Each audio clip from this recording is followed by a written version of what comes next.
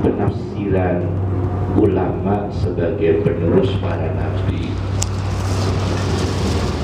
Pertama, kami angkat penafsir dari Spanyol, mewakili dari kalangan Sufi yang diwakili oleh Muhyiddin Ibnu Arabi. Beliau mengatakan ulama penerus para nabi itu terbatas ahli hadis, lainnya tidak bisa. Lainnya tidak bisa disebut penerus para nabi, harus seorang ahli hadis. Karena apa? Karena nabi dalam sejarah yang menjadi pro kontra antara Sunni dan Syiah, beliau mengatakan, setelah aku meninggal dunia, aku tidak mewariskan dirham, dinar, dan materi duniawi yang lain. Tetapi Nabi kita mewariskan sunnah.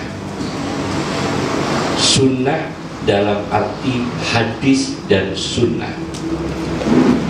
Oleh karena itu, penerus para nabi itu terbatas ulama spesialis ahli hadis, bukan fikih, bukan tafsir, bukan disiplin ilmu yang lain.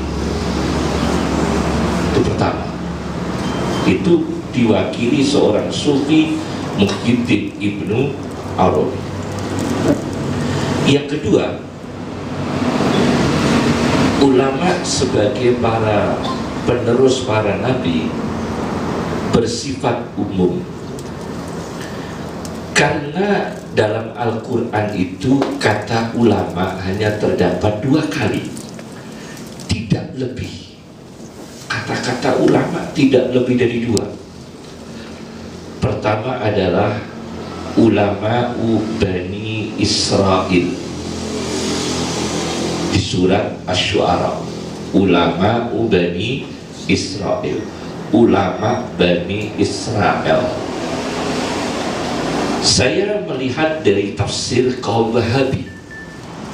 Saya lihat di tafsirnya orang Wahabi yang berjudul Al-Kanzus Samin fi Tafsiri Ibni Utsaimin, sebagai ulama terhormat di kalangan Wahabi sedunia.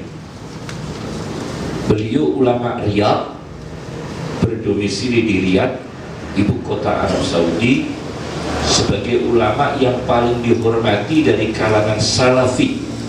Dari kalangan Salafi namanya Ibnu Utsaimin.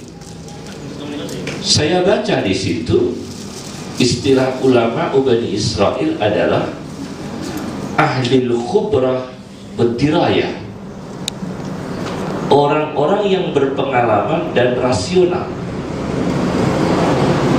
Jadi ulama Bani Israel yang betul-betul berpengalaman dan berpikir intelektual, kemudian mereka memahamkan kepada umatnya bahwa Al-Quran adalah kebenaran.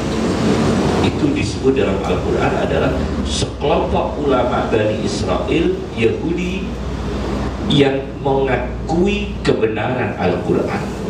Ini menjadi aset terpenting untuk dakwah Islam.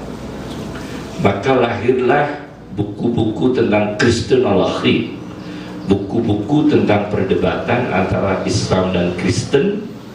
Yang pertama diantaranya adalah Al-Qaudul Jamil fi Raddi ala man khayyaral Injil, karangan Imam Ghazali. Adalah keterangan yang bagus untuk orang yang melakukan distorsi, pemalsuan terhadap Injil. Yang kedua dikarang oleh Ibnu Taimiyah, Al-Jawabus Shahih liman baddala dinal Masih, jawaban yang sahih terhadap orang yang mengganti agama Kristiani. Itu juga dikarang oleh Ibnu Taimiyah. Kemudian yang terakhir adalah Rahmatullah Al-Hindi, seorang ulama India yang menulis buku berjudul Idharul Haq. Kemudian belakangnya Ahmad Deedat. Kemudian belakangnya adalah Dr.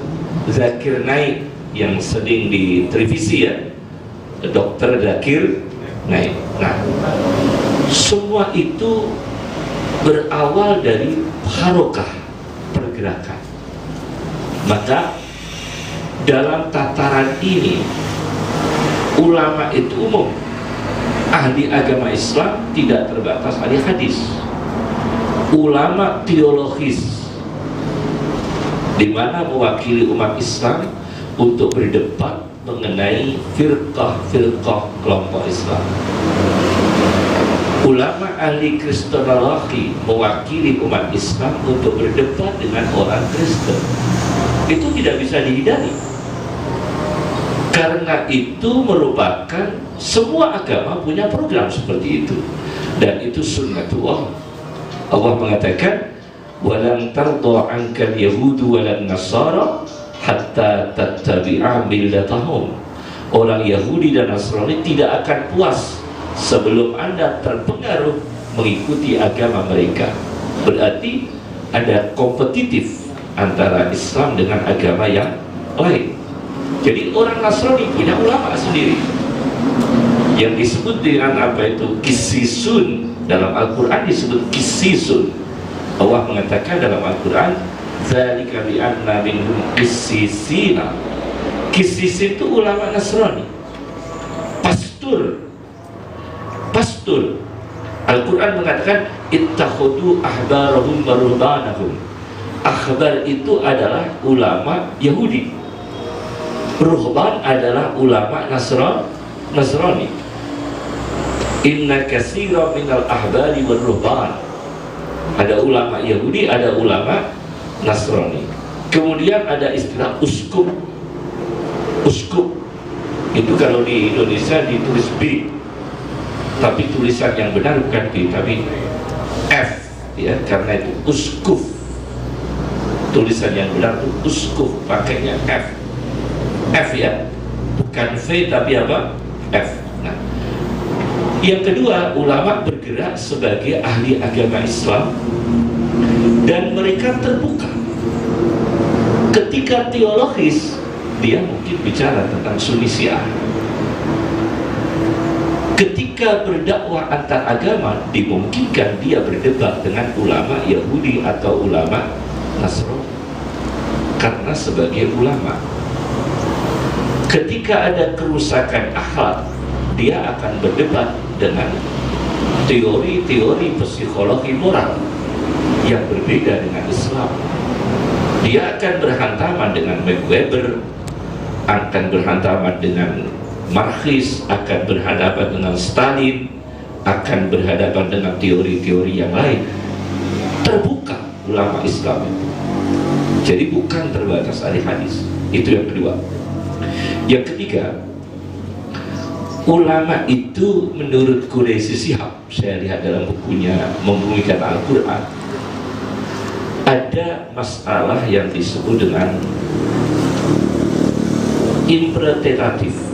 Jadi suatu perkara yang butuh ditafsirkan. Yang kedua adalah filosofis, suatu perkara yang dalam dunia filsafat. Yang ketiga adalah metafisis, suatu perkara yang tidak kelihatan mata, seperti persoalan iman, persoalan akid yang sudah membuat kemusyrikan sekarang ini ya. Ini sudah ramai, itu sangat bahaya itu tentang akid. Di Demak itu DPR wajib bawa akid, tapi kok nggak diwajibkan bawa surat Yasin. Di Demak itu DPR diwajibkan pakai apa? Akid, tapi tidak diwajibkan pakai surat Yasin. Aneh, luar biasa. Bahkan akid itu banyak kaum ustaz.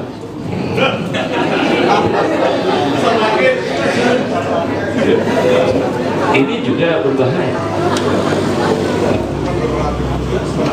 Mungkin ada ada yang sudah terjerumus paling tidak ke bid'ah, ya, paling tidak terjerumus ke bid'ah atau seni, itu kan dari akik supaya hanya sebatas seni, tidak sampai ke bid'ah atau ke syirik, maka itu persoalan metafisis yang menjadi tantangan para ulama. Juga harus dijawab hal-hal yang interpretatif yang harus ditafsirkan, kemudian hal-hal yang filosofis, kemudian yang ketiga adalah hal-hal yang sifatnya metafisis. Itu harus. Nah, yang saya jelaskan di sini ternyata Al-Quran itu menyuruh kita berulama, menyuruh kita untuk menjadi ulama. Itu dua redaksi, i'lam dan i'lamu.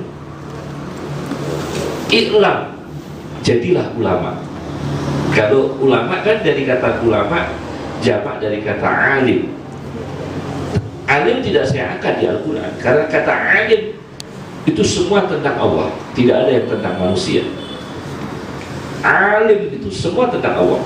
Kemudian alim itu sebagian kecil tentang manusia, kebanyakan itu sifat Allah. Maka tidak perlu saya angkat di sini, ya. Nah, waktunya saya angkat di sini adalah tentang kata ulama dan kata i'lam. I'lam itu ketahuilah. Itu dalam Al-Quran 4 kali. Sedangkan i'lamu dalam Al-Quran 27 kali. Dalam Al-Quran i'lam itu 4 kali. Pertama itu mengatakan wa'lam annallaha azizun hakim, dan ketahuilah sesungguhnya Allah maha menang dan maha hikmah. Maha menang dan maha hikmah. Jadi ulama itu punya tanggung jawab. Ketahuilah, berulamalah bahwa Allah itu maha menang dan maha hikmah. Ditantang kita itu arti menang itu apa, arti hikmah dan bijaksana itu apa. Seperti, maaf ya, seperti yang sekarang ini yang ramai adalah tentang ada isu ya, 10 juta penduduk Cina akan dibawa ke Indonesia. Ada isu 10 juta penduduk Cina dibawa ke Indonesia. Ada, saya dapat bocoran. Mungkin Pak Ismail Yusanto dan rombongan dari MUI Pusat dalam Komisi HI Hubungan Internasional akan datang ke rumah kami besok Rabu. Ismail Yusanto itu ketua HTI Pusat, ketua HTI Pusat, dan rombongan dari MUI dalam urusan HI Hubungan Internasional akan datang ke rumah kami besok hari Rabu jam 1 siang. Memang ada isu 10 juta penduduk Cina akan dibawa ke Indonesia. Nah, kalau kita pikir tentang membawa Cina ke sini, ya, Cina itu khususnya, ya, Cina khususnya itu pelanggaran HAM kan tinggi sekali. Secara ideologi tidak akan sama dengan kita karena ateis. Mereka ateis, tidak percaya Tuhan, kecuali distrik tertentu. Hong Kong itu memang khusus, Hong Kong itu sangat menghargai Islam karena dimerdeka dari Inggris atas bantuan Pakistan.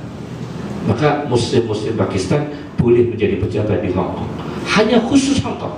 Tapi sebelahnya Hong Kong seperti pusat perjudian, Mako, Masya Allah, Mako itu Masya Allah, tidak bisa kita bayangkan tentang kondisi Mako. Nah, kalau 10 juta penduduk Cina dibawa ke Indonesia, mungkin negara kita akan belajar ekonomi, mungkin, tetapi sangat berbahaya faham-faham ateis akan infiltrasi ke Indonesia. Infiltrasi ke Indonesia. Saya beri contoh. mewakili NU dan Muhammadiyah, karena ini komponen dari NU dan Muhammadiyah. Dari NU sendiri, Umar Syihab itu kan mewakili dari NU. Dalam disertasi doktornya, Umar Syihab dalam disertasi doktornya itu tentang penetrasi Kristen di Indonesia, tentang masuknya Kristen di Indonesia. Beliau mengangkat tentang putusan MUI, di mana waktu itu Allahuyyarham Profesor Buya Hamka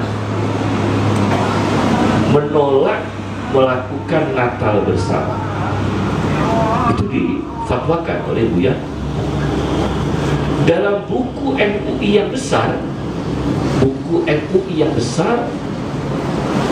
ada buku MUI mengeluarkan 3 buku kumpulan fatwa. Yang besar itu 1, kemudian 3 jilid yang lain, kecil-kecil ya, 3 jilid yang lain. Saya sudah pernah belajar itu tentang buku-buku MUI. Nah, itu juga dilarang. Nah, kira-kira fatwa semacam ini MUI, fatwa MUI semacam ini, apakah bisa ada paralel dengan Umaroh? Nah, ini juga fatwa MUI. Kemudian tentang teroris, tentang teroris. Saya tanya fatwa MUI yang terkait dengan teroris, bahwa fatwa MUI tentang teroris, ketika membicarakan teroris itu mufsidun, ya, teroris itu apa? Mufsidun, orang-orang yang melakukan destruktif atau merusak, orang-orang yang melakukan perusakan destruktif, itu dilarang. Yang menjadi persoalan dalam MUI adalah apakah benar alamat teroris itu dialamatkan kepada umat Islam sebelumnya? Waalaikumsalam. Apakah benar alamat teroris itu dialamatkan kepada umat Islam secara global, atau ini hanya yang disebut dengan, maaf, dalam teori militer, Pak, dehumanisasi, yaitu menghilangkan sifat kemuliaan sebagai manusia. Jadi kita dihilangkan martabat kita sebagai manusia, yang disebut dengan teori dehumanisasi. Jadi dehumanisasi itu dalam ilmu militer itu disebutkan, dalam ilmu kepolisian dan ilmu intelijen. Orang itu kita tangkap, kan tidak sah. Supaya sah kita menangkap, sebut dulu dia sebagai pencuri, baru kita tangkap. Itu namanya dehumanisasi. Orang itu kita jebloskan ke penjara, kan tidak bisa sah. Tidak ada kasus, tidak ada masalah, kita jebloskan ke penjara, kan tidak bisa. Untuk bisa dijebloskan ke dalam penjara, sebut dia sebagai perampok. Untuk memenjarakan seseorang, itu kita tidak punya alasan, sebut dulu sebagai teroris. Dan ini juga banyak, sebab istilah teroris yang ditangkap itu, kalau Anda baca dalam kelompok-kelompok Islam yang diwakili oleh Majelis Dakwah Islam dan komunitas umat Islam DKI dan sebagainya, para habaib dan sebagainya, itu tentu tidak bisa menerima gebyah-uyah ini teroris, tidak bisa. Bahkan MUI dalam fatwanya juga membuka tentang agresi negara-negara sekutu pada tahun 1990 ke Kuwait, ya, membela Kuwait, kemudian menghancurkan Irak. Dunia akan menafsirkan jangan-jangan ini Solibi, ya kan? Dunia akan curiga, jangan-jangan ini perang Solibi. Itu kan tafsir yang realitas. Jadi beda Oleh karena itu yang ketiga, MUI ini bersifat dakwah yang bersifat perintah, karena Allah Maha Menang dan Maha Bijaksana. Oleh karena itu MUI itu harus menjunjung tinggi isu Islam. Jadi kalau ada orang dituduh sebagai teroris, MUI memang tidak punya wewenang untuk mengatakan orang ini bukan teroris atau orang ini teroris, tapi MUI paling tidak mempunyai gambaran kepada publik, ya, bahwa kriteria teroris menurut Islam itu begini. Jadi orang ini misalnya dianggap teroris secara hukum, belum tentu fakta, belum tentu ya, tapi orang ini martabatnya masih terlindungi karena fatwa MUI, kebaikannya masih diakui sebagai orang baik. Karena kalau tidak diakui sebagai orang baik di seluruh negara Islam, ulama itu tidak pernah terhindar dari mencurigai dengan penguasa. Dewan Fatwa Al-Azhar tidak akan sama dengan pemerintah Mesir. Tidak akan. Ulama Mekah tidak akan berjalan baik dengan umaroknya. Tidak akan sampai sekarang. Sayyid Muhammad bin Alawi Al-Maliki dicekal, menulis buku Mafahim Yajibu Antusahah, pengarang buku yang terkenal La Tahzan Janganlah Bersedih, itu kan diusir dari Saudi karena dia tidak setuju Saudi menyewa tentara Amerika Serikat di Kuwait. Itu Dr. Aid Al-Qarni diusir, padahal orang pemerintah. Sayyid Qutb dihukum gantung, Hasan Al-Banna dihukum gantung, Abdul Qadir Audah dihukum gantung. Karena apa? Membawakan fatwa. Buya Hamka berseberangan dengan pemerintah. Syukri Ghazali pernah berseberangan dengan pemerintah. Karena apa? Beratnya seorang mufti. Beratnya seorang mufti dalam memberikan fatwa. Oleh karena itu, sebelum kita melakukan langkah konkret, fungsi MUI itu bukan sinergitas dengan pemerintah, tapi memberikan bimbingan kepada pemerintah. Ya, MUI memberikan bimbingan kepada pemerintah. Kalau harus bersinergi agak sulit, karena kadang program pemerintah tidak sama dengan suara ulama, tidak sama dengan agama. Kadang begitu, tidak sama dengan hukum-hukum Islam, tidak sama, agak sulit itu. Kalau untuk bersinergi mutlak agak sulit itu, lebih sulit. Paling tidak memberikan koreksi, memberikan koreksi atau bimbingan. Nah, yang menjadi masalah begini lagi, MUI itu karena pernah dipimpin oleh paman saya sendiri, Kiai Sahal Mahfud, adik kandung dari ibu kami. Kiai Sahal Mahfud itu memimpin MUI berapa kali? 3 kali kalau tidak salah, 14 tahun, Masya Allah. Paman saya itu adik kandung dari ibu saya, Kiai Sahal Mahfud, itu memimpin Majelis Ulama Indonesia se-Indonesia 14 tahun. Berarti kan 3 periode, ya, 3 periode memimpin NU 3 kali. Rois NU nya 3 kali. Itu sama ibu saya, adik kandung. Itu 3 kali menjadi MUI 3 kali, ketua Rois NU 3 kali. Beliau itu pada menjelang wafatnya itu ada rombongan dari kasus Madura, kasus Sampang, ya, Syiah Sunni Syiah dia, konflik Sunni Syiah. Rombongan satu bis ulama Madura telepon kami untuk diantarkan ke penjenengan Kiai Sahal Mahfud. Saya bilang di telepon itu, karena sudah perjalanan telepon minta diangkat, maaf ya kalau Kiai Sahal itu tidak mau antagonis, karakternya tidak mau punya musuh, ya kan dulu. beliau tidak mau bermusuhan.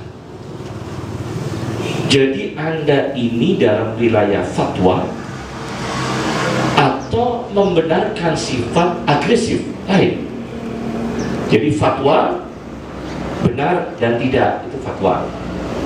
Tapi kalau melakukan tindakan konkret fisik, itu lain, bukan fatwa.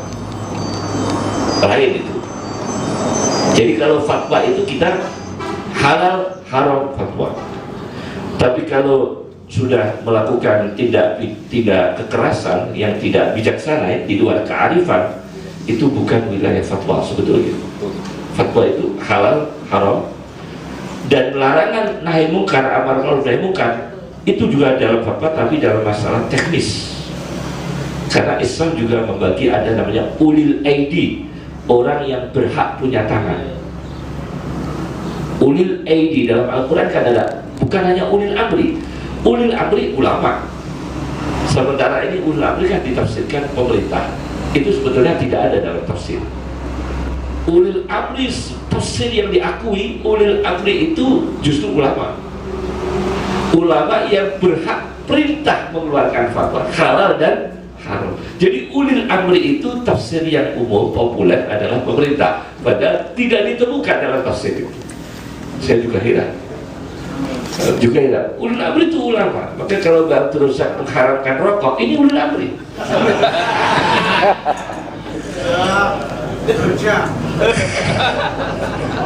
Ulil amri. Bang Rusak mengharamkan rokok, juga sebagai ulil amri, bukan hanya ulama. Punya hak beliau sebagai ulil amri, kan? Kalau ulil aidi, Pak Polisi, kalau ada kemungkaran, kita para kiai fatwa itu haram, fatwa itu kemungkaran.